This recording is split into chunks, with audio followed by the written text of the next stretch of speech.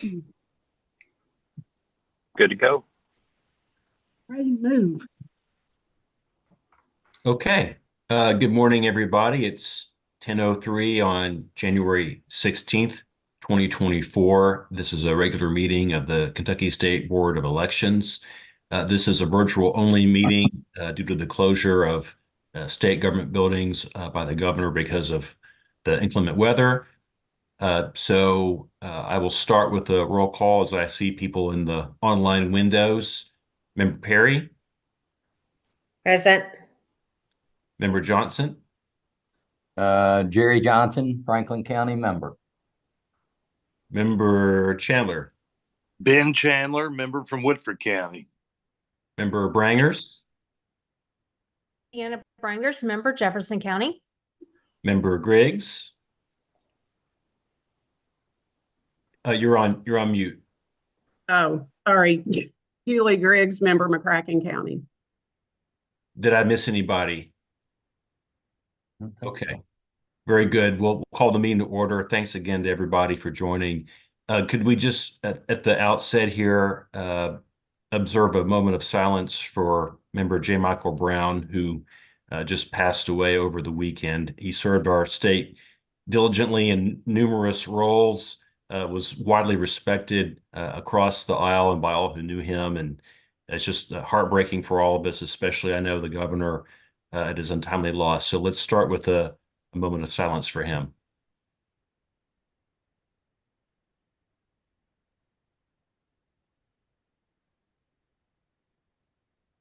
Thank you. So I'll go right to the agenda. First, approve minutes for our December 19th, 2023 meeting. Do we have a motion? So moved. Second. Any discussion or edits? I had one edit. Let me scroll down real fast. So at the bottom of page 1, the very, very, very bottom, it says Mr. Brown. That's a reference to Taylor. Mr. Brown stated that this was his recommendation for today for a similar motion, but there's no reference in the prior paragraph to what that's similar to. Taylor, I'll defer to you if you want to kind of reword that a little bit. I think you could just kind of strike that sentence and it would still kind of flow. I think what you were saying at that meeting is what we were doing is what we had done in previous cycles. Is that right? I think something's just missing between those two paragraphs. Yeah, you're right, Secretary. That's what I was saying was that a recommendation for a motion today, like we had done 4 years ago, the similar motion that was made 4 years ago. Can we just can we amend it by adding what you just said, just right after that at the end of that sentence there, just so it makes sense? Okay. Any other changes from any other members?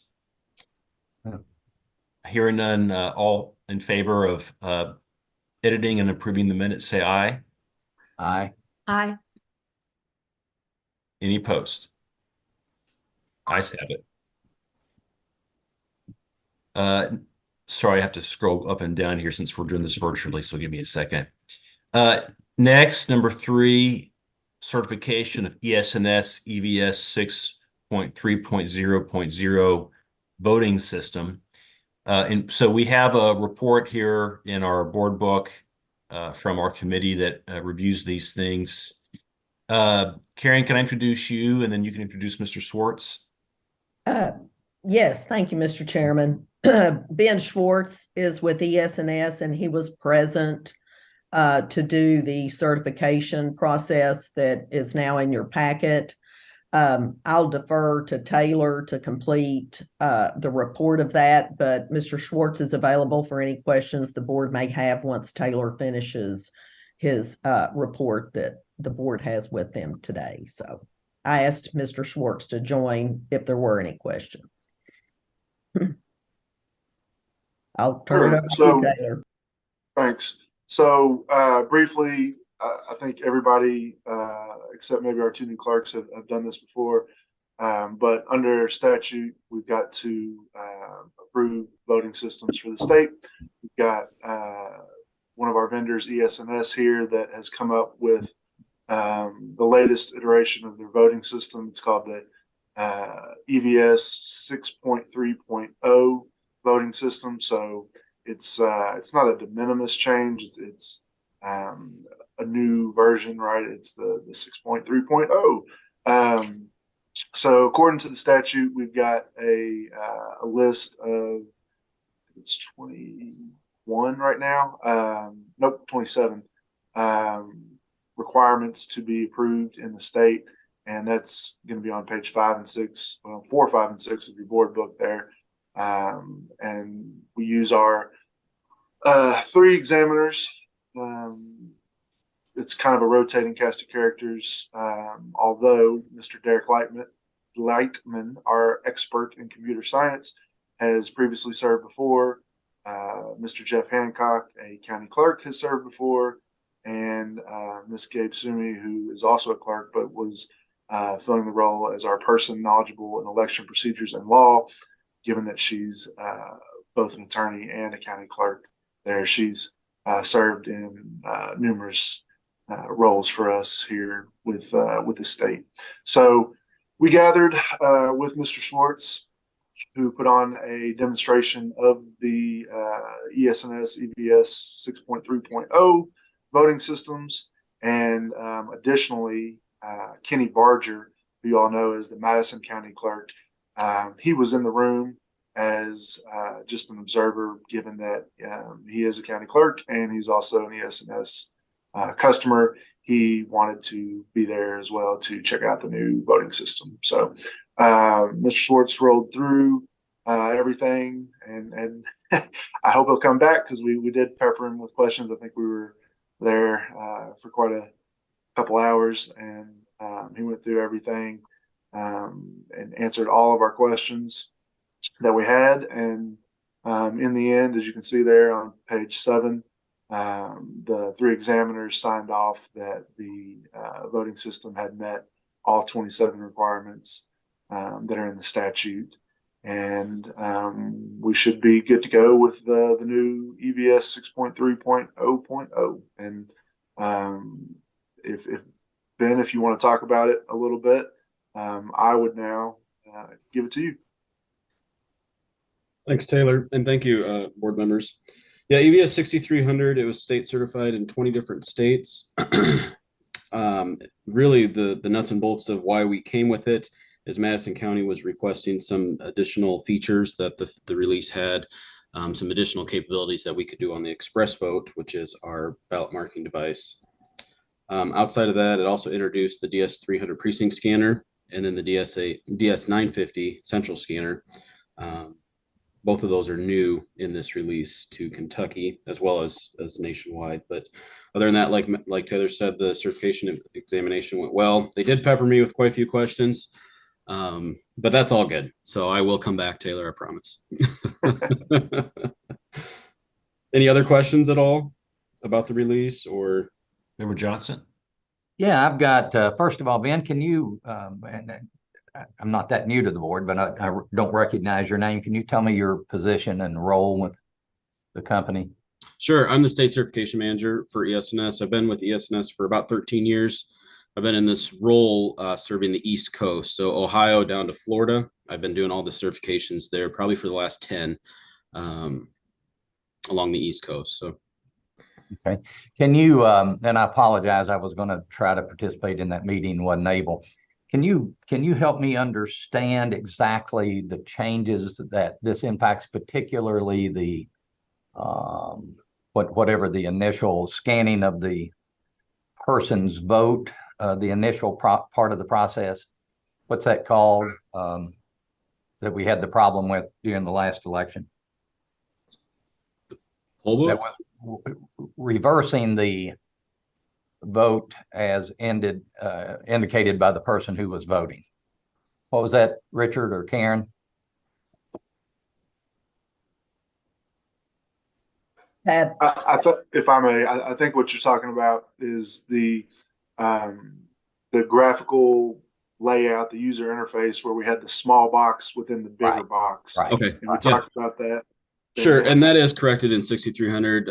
Madison County requested the box next to the candidate. In 6300, we have the ability to either remove the box and just add a check mark when they select it. It just could turn green. So there's about 3 different options that they could do going forward. So- What was happening at the county or at the precinct is people were trying to hit that exact box, and that box is probably maybe a 1 centimeter square box. So they were trying to hit the box, which was in the upper left-hand corner. And when they were trying to hit the box, they accidentally touched the candidate above them. So hopefully with the different configuration options that we offer in 6300 to remove the box, that some of that should go away. And so that will update the existing equipment? Is Correct. that what you're telling me? Yep. So why would we, considering the number of issues that surrounded the location of that small box, why would there be an opportunity for that box to be used again in the future? Yeah, that's probably county choice. We've seen in other jurisdictions that the removal of that box, statewide, has helped eliminate some of those touchscreen issues. So hopefully Kentucky going forward will not utilize that box, and they just use the different option to remove that box. Taylor, was there a discussion around the inclusion of the option to use the box, or how would we avoid the use of that going forward, or is that something that we have the ability to do?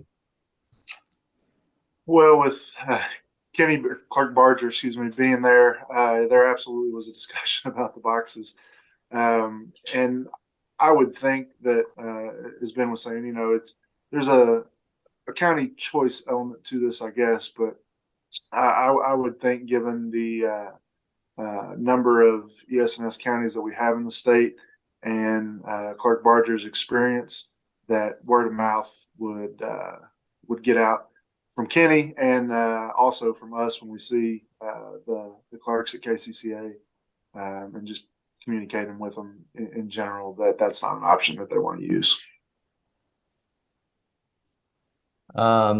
Considering that the process is established and we're going through it, I'm not going to vote against it, but I still have significant concerns about a system that allows us to continue using a process that was at best was a poorer way of having the system set up.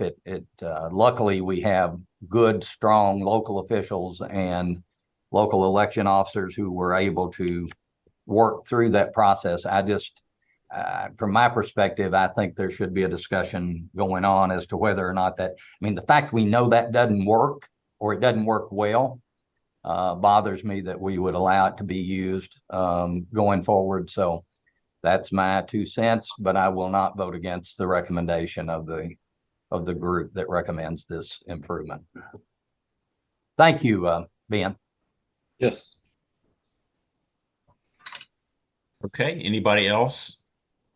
I may have missed this, but is this improvement going to be effective this election this year for the primary and general?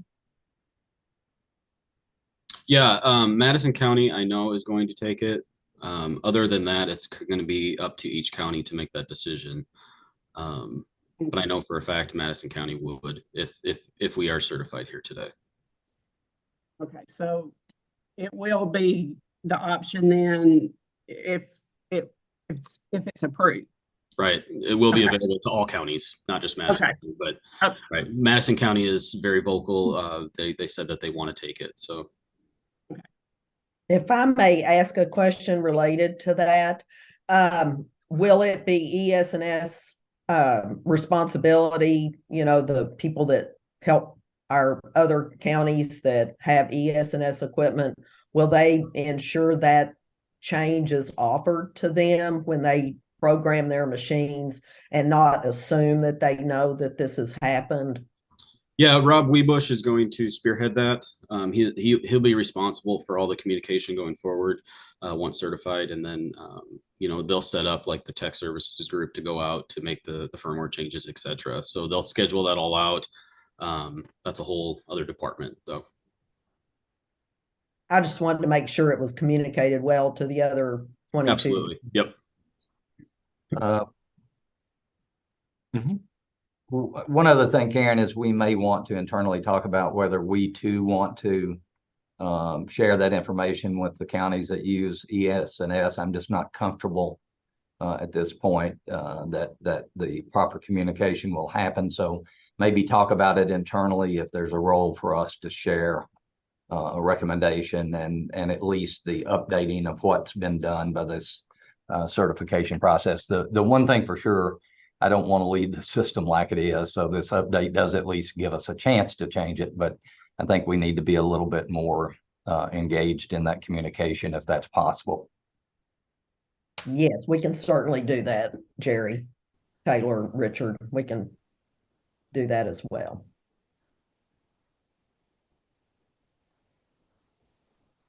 Okay, anybody else? Can we get a motion to certify?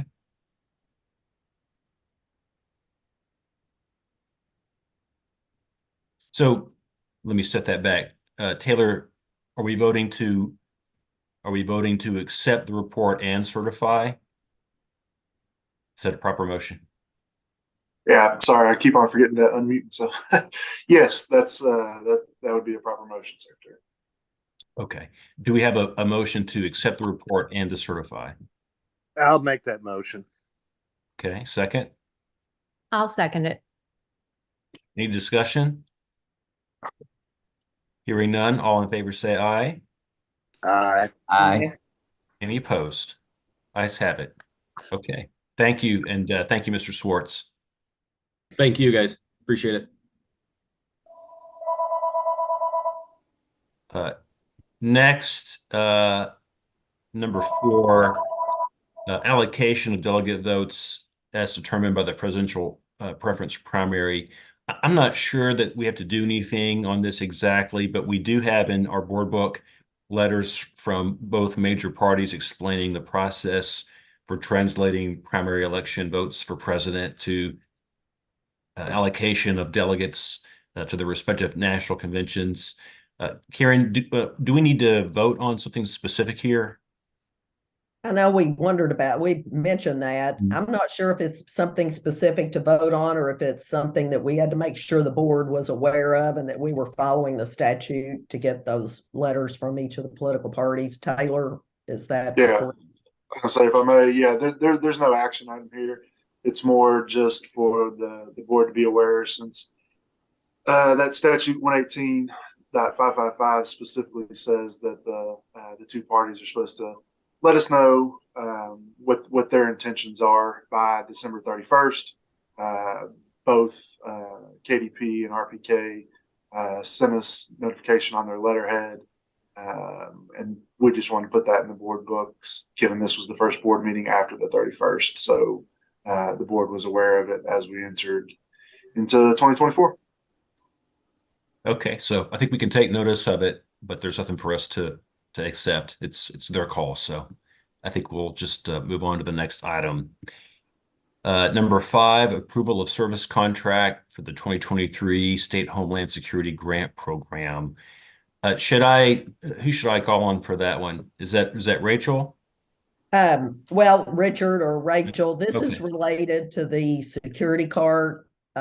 This is the final contract for us to be able to order under the security grant the security carts that each of the counties that have requested one that stores their election supplies and can be easily transported to polling locations or storage. I mean, they lock, they're steel. I'll let Richard maybe describe them a little bit. They are very secure, and many counties already have them. I think Tabitha has already purchased those for Grant County as well. So, but this, grant, we can maybe help some of the other counties to get those in their possession as well. So, Richard, you want to maybe follow up on that? You summed it up pretty well. This will be the last time you have to vote on it. You voted on it multiple times so far. So this is the wrap. And then we can get it going and procure them and get them out to the counties. So this is the final step in this. That's pretty much it. Okay, any questions? Hearing none, can we get a motion to approve the contract? I'll make the motion. So moved. Is there a Shakira. second? Second.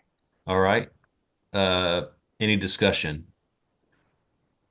Hearing none, all in favor say aye. Aye. Any Aye. opposed? Ayes have it. Thank you. Next, we have several County Board of Elections replacements. Karen, can you walk us through these? Now I'm the one on mute. Yes. So we have 5. Crittenden County is the first. This is the Republican member in Crittenden County has resigned, and all the proper paperwork has been submitted by their Republican Party executive committee. And the first name on the list is Jared Byford to replace the resigning Republican member in Crittenden County. Mr. Secretary, do you want me to take them all together, or? I think so, because there's so many. Okay, and again, and this is for approval, not for ratification. Metcalfe County, they have a Republican member that has been resigned, and I'm not sure, you might notice that there are some counties that do not have an active party, in which case the state party will assist the county to the list of 5 names. In Metcalfe County, their Republican member resigned, and recommended for approval is Frederick Harbison to replace that Republican member in Metcalfe. Laurel County, the board had recently ratified and approved a temporary replacement for their Democrat member prior to the election, and before the that temporary ended, that board member passed away. So now the Democrat Party in Laurel County has revisited and supplied 5 names to actually appoint a permanent Democrat member, and that is Kenneth Finley for replacement to the Laurel County board. Grayson County had a Democrat member that resigned. They have submitted the paperwork, and at the top of the list is Stanley Chancellor Dennison to make the replacement in Grayson County for Democrat member. And in Oldham County, they had their Republican member resigned, and they have submitted paperwork, and the first name on the list is Blaine Anderson to replace the Republican member that has resigned in Oldham County. And that concludes the 5 counties that are up for appointment today. So before I ask for a motion, I'll note that member Sears has joined us. Welcome, Dwight.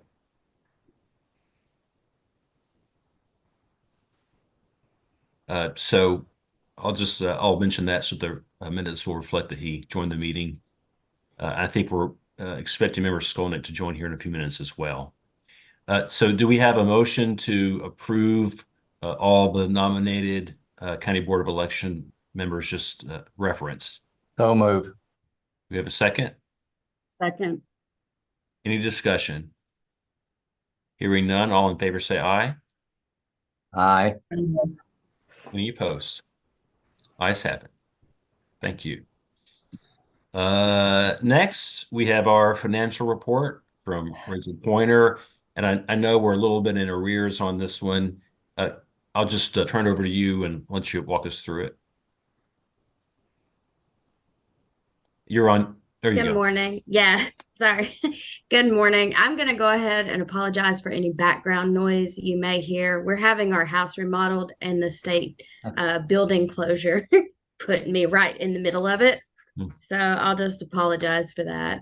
I did include, I feel like I haven't seen you all in forever, but I did include the individual breakdowns of expenses for October and November. But I saw that Karen had sent you out a little synopsis of what was going on those months. Not a lot happening. So I was going to report on December, but once we're done, if anybody has any questions about October or November, I'll be happy to answer those for you. On page 45, the telecommunications is the largest number there, and that is because of the MiFi and Cradle Point charges. Those are all billed in arrears, so those transactions that we pay in December, those are for the general election in November. So we should see those costs start to go down now that those have been turned off, and we won't see them pick back up until the next primary. On computer services, there's a negative number, and that is simply because we moved September and October, we moved the charges from COT that are applicable for the election security grant, and you'll find transactions that correspond those on page 46 where those expenditures have been added there. Everything else is pretty standard, same expenses every month that we normally see. Interest has been consistently gaining. We experienced some negative interest there at the end of pandemic, but this all seems to be lining out nicely. And that's really all I have, unless there are any specific questions that you have for the past months. Any questions? Okay, hearing none. Can we get a motion to approve the reports? So move. Second. Second. Any discussion? There's some discussion. Hearing none, all in favor say aye. Aye. Aye. Any opposed? Aye. Ayes have it. Okay, thank you very much. Next, we have Tabitha Clemens, Grant County Clerk, on behalf of the KCCA. Good morning, Secretary. Good morning, all the board members and state board staff. I appreciate you having me this morning. Just some updates going on with county clerks now that the certification is over from the candidate filings deadline on January 5th. We're working with our vendors to start proofing ballots and getting prepared for the primary election. In addition to that, we're working on vote plans with the state board staff in order to get those turned in timely and to be prepared for the approval process from the state board. And then just overall, the county clerks have been really focusing on CAVIS. I know that doesn't directly affect the State Board of Elections, but in a lot of ways, you don't see how that directly affects you.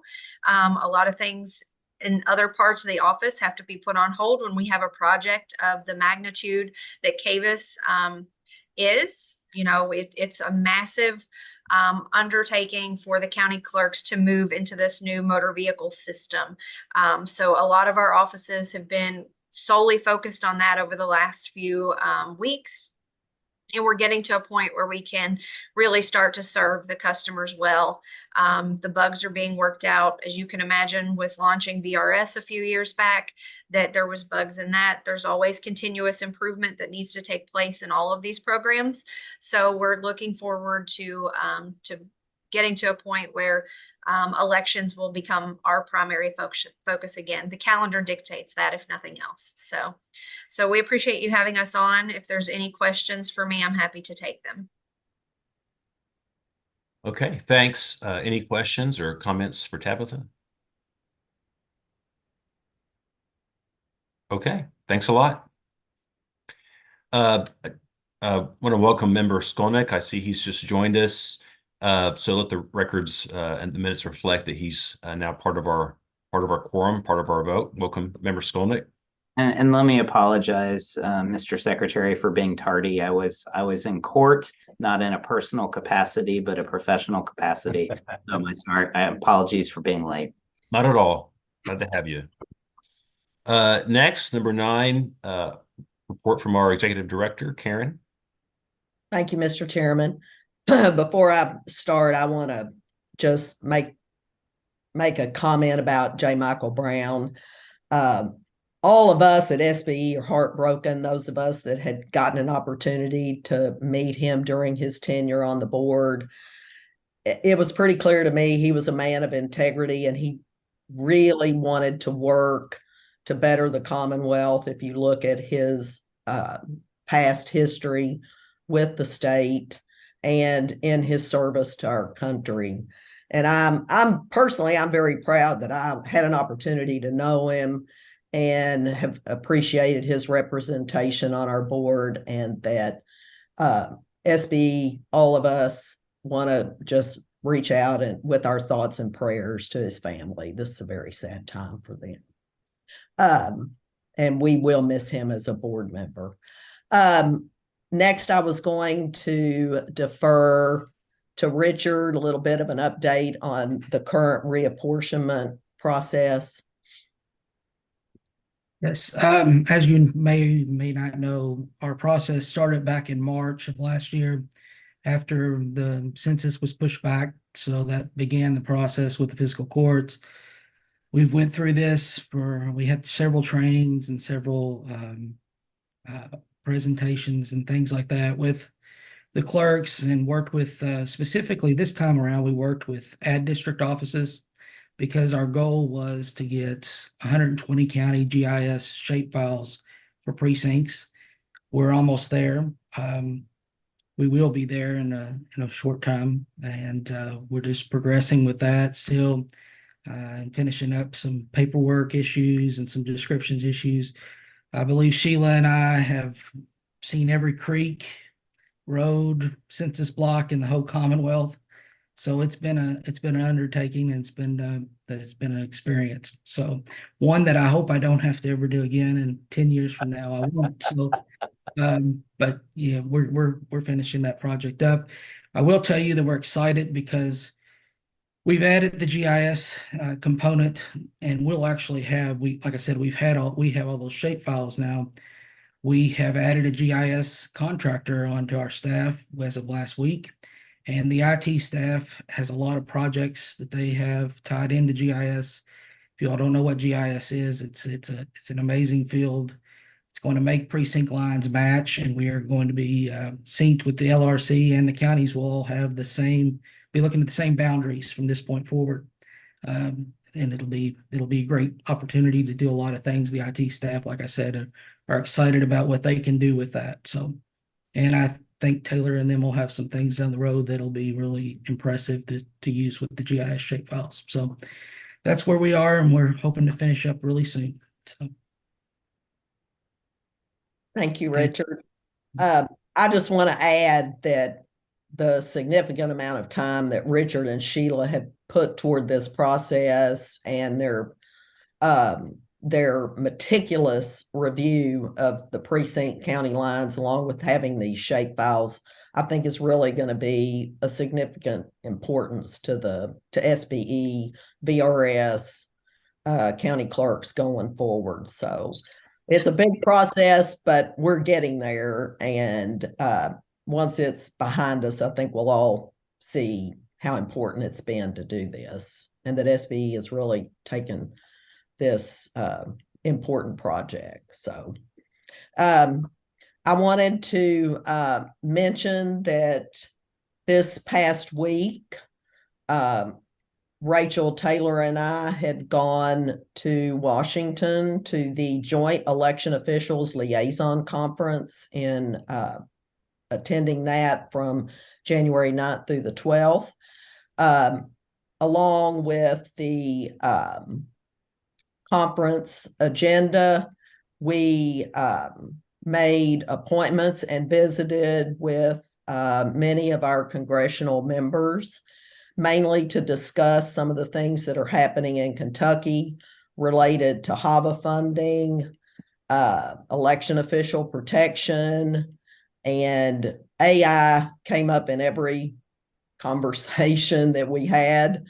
But we felt it was important for them to understand, from Kentucky, as well as what may be happening on the national level, and that they can reach out to us if they have any questions when the time comes.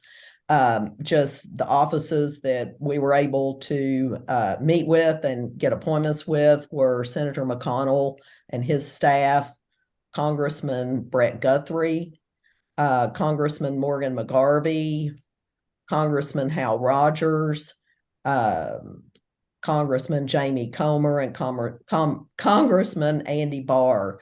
And we really appreciated their time. Their staff seemed to be very engaged with elections, and appreciated the opportunity to give them some information, about our work here in Kentucky and at SBE.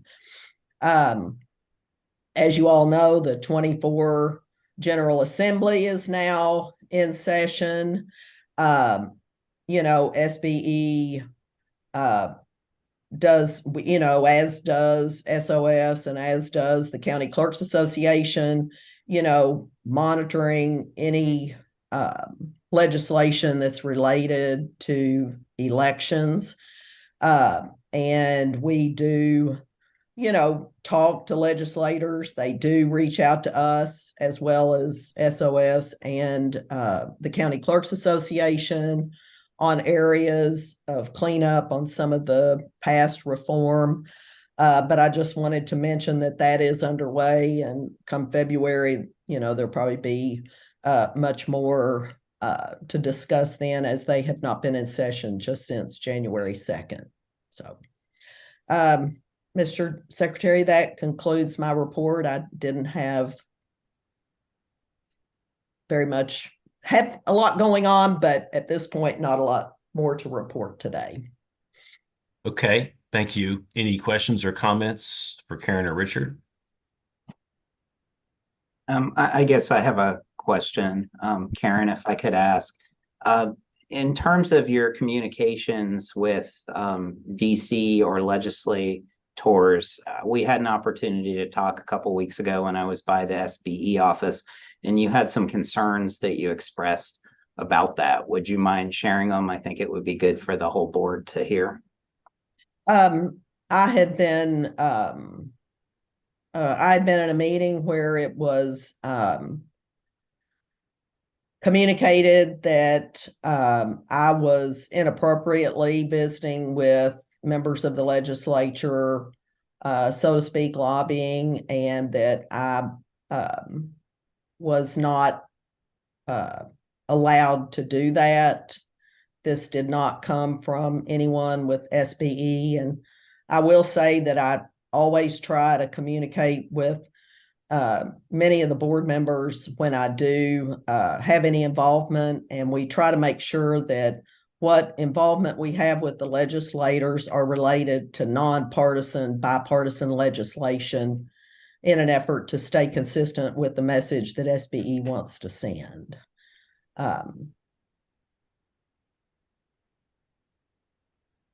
Well, I guess I would ask Mr. Secretary that when we go to our closed session, I mean, I kind of view that as a personnel issue, and maybe we can discuss kind of the propriety of what our staff is or isn't doing vis-a-vis the legislature. I'd just like to make that request. Taylor, is that something that we can do in a closed session? Yeah, we can do personnel. It's on the agenda. It's if we're talking about hiring, firing, or discipline. So if we want to have a discussion about whether the board thinks it's appropriate or not for staff to be having these conversations, if there should be discipline for such a thing, then we can do that in executive session or closed session. Okay. Okay, any other questions or comments? Okay, thank you. So number 10, is there any other business before the board today? If there's not, we're going to go into a closed session, and then we're going to come out, and then all we have left to vote on is just essentially our next meeting on the 20th of February. So I don't think there's anything else for us to vote on today but that. Is there any other business before we go into closed session? Okay. So next we have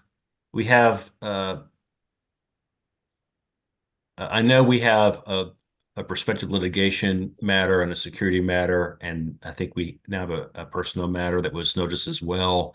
And so I'm going to ask for a motion to go into closed session. So move. Second. Second. Any discussion? Hearing none, all in favor say aye. Aye. Aye. Any opposed?